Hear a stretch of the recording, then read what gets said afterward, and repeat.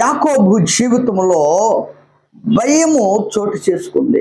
ఆదికాండం 32వ అధ్యాయము 7వ వాక్యంలో యాకోబు మిక్కిలి భయపడెను అని రాయబడి ఉంది. ఎందుకు భయపడ్డాడు?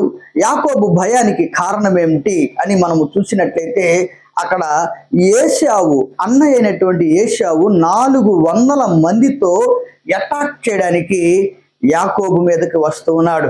యాకోబు చాలా టెన్షన్ పడ్డాడు, భయపడిపోయాడు. భయం నుండి వచ్చిందే టెన్షన్, ఆందోళన. ఆ భయము మానవునికి భయంకరమైనటువంటి పరిస్థితిని కలుగు చేస్తుంది. ప్రియులారా, యాకోబు జీవితంలో కూడా ఒక భయం చోటు చేసుకుంది.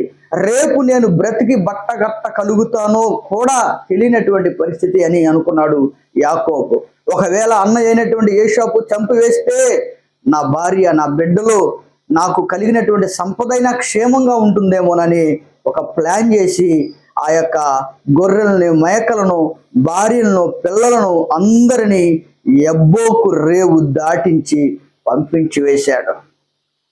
ప్రియులారా, మనం చూసినట్లయితే యాకోబు ఒక్కడే మిగిలిపోయిను అని వ్రాయబడి ఉంది. 32వ అధ్యాయం ఆదికాండము 24, 25, 26, 27 వాక్యాల్లో ఆయన చేసినటువంటి ఆ ప్రార్థన, ఆ ఒక్కడే మిగిలిపోయినటువంటి ఆ పరిస్థితి మనం చూడవచ్చు. ఒక్కడే మిగిలిపోయాడు. నిజమే ప్రియులారా, ఎవరు మనకు తోడుగా ఉండరు.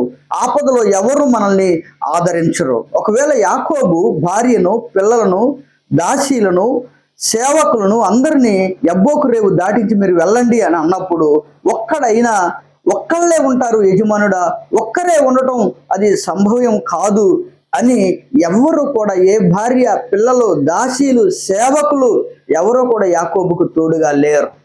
నిజమే ప్రియులారా, మనం ఆపదలో ఉన్నప్పుడు, భయంకరమైన పరిస్థితుల్లో ఉన్నప్పుడు, ఆందోళనకు గురి అయినప్పుడు ఒక్కడవే కృంగిపోయి భయంకరమైనటువంటి పరిస్థితుల్లో ఏడుస్తూ ఉన్నప్పుడు ఎవ్వరూ మనకు తోడుగా ఉండరు. యాకోబు జీవితంలో కూడా అదే జరిగింది. యాకోబు ఒక్కడే ఉండిపోయాడు, ఒక్కడే అక్కడ మిగిలిపోయాడు అని వ్రాయబడి ఉంది. ఒక్కడే మిగిలి ఏం చేశాడు?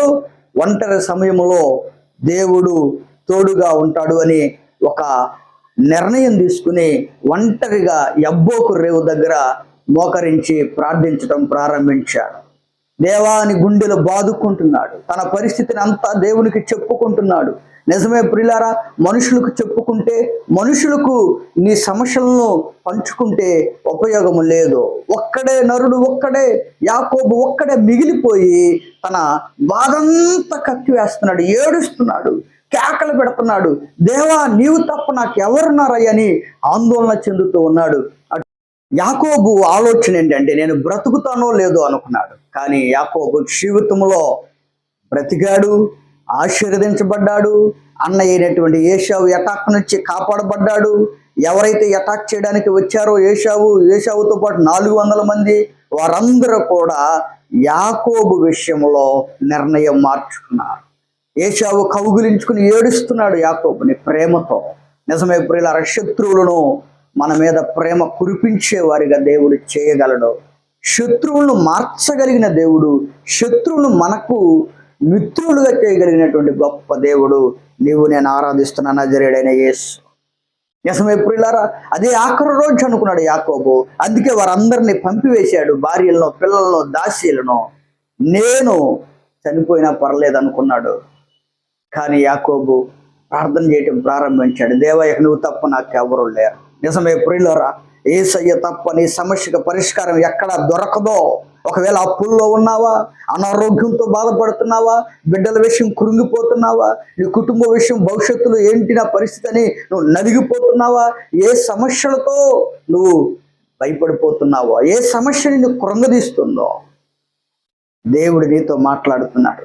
యబ్బోకు రేవు దగ్గర మోకరించి అల్లాడిపోతూ, ఏడుస్తూ, కృంగిపోయి ఆయన పాపమంతా కక్కివేశాడు. యాకోబు మోసగాడిని నేనని అరిసి కేక వేసినటువంటి యాకోబుని నీకు జ్ఞాపకం చేస్తాను. నీ విషయమై, నీ పాపం విషయమై, నీ రహస్యమైన పాపం విషయమై, ఏ విషయంలో దేవునికి విరోధంగా ఆ విషయాలన్నీ దేవునితో ఓపెన్గా చెప్పు. దేవుడు ఆయన రక్తంతో నిన్ను శుద్ధి చేస్తాడు. ఆయన రక్తముతో నిన్ను కడిగి పవిత్రపరిచి ఇశ్రాయేలుగా మారుస్తాడు. అంటే ఆశీర్వదించబడిన వాడుగా, ఆశీర్వదించబడిన దానగా మార్చగలిగిన దేవుడు నీవు ఆరాధిస్తున్న నజరేయుడైన యేసు.